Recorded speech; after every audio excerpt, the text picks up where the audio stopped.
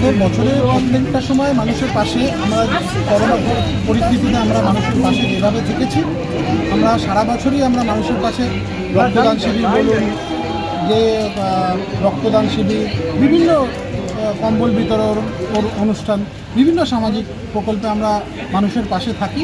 একমাত্র তৃণমূলী কংগ্রেস মানুষের পাশে থাকে এবং আমাদের যে কসবার যুবরা যেভাবে মানুষের পাশে বেশি করে থাকছে, আগামী দিন কসবার ভবিষ্যৎ এই যুবদের হাতেই থাকবে, এই আশা রেখে আমরা এগিয়ে চলেছি। মানুষের পাশে আমরা সবসময় থাকি, বিভিন্নভাবে থাকি। আমি 92 যুব সভাপতি হিসেবে 107-এ সুব্রত বালা আছে, সুরজিৎ আছে 67 নম্বর ওয়ার্ডে, 108-এ সুরজিৎ আছে।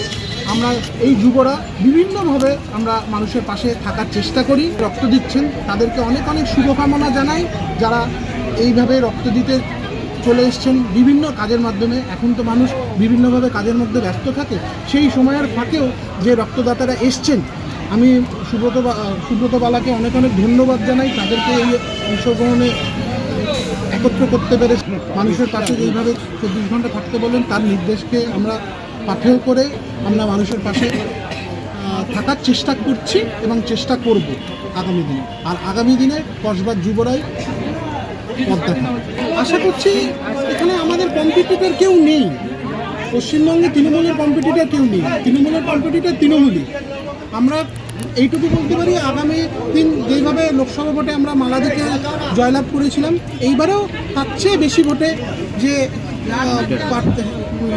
প্রার্থী দাঁড়াবে সেই প্রার্থী জয়লাভ করবে, এই আশা রেখে আমরা এগিয়ে চলেছি এবং এই আশাই ফলপ্রসূ হবে।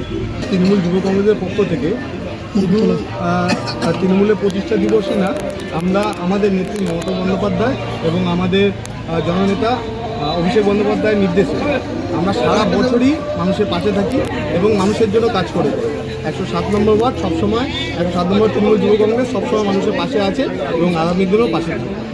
আজকে অশোক ল্যাবরেটরি ব্লাড ব্যাংক থেকে আমরা এটা এই অনুষ্ঠানে উপস্থিত ছিলেন আমাদের 112 নম্বর বোর্ডের চেয়ারম্যান মাননীয় শ্রী সুশান্ত কুমার ঘোষ মহাশয় এবং 108 নম্বর ওয়ার্ডে তৃণমূল যুব কংগ্রেসের সভাপতি সুজিত কুমার, 67 নম্বর ওয়ার্ডে যুব সভাপতি আমাদের সুরজিৎ রায় মহাশয় এবং 92 নম্বর ওয়ার্ডে যুব সভাপতি মনজিৎ সিংহ রায়।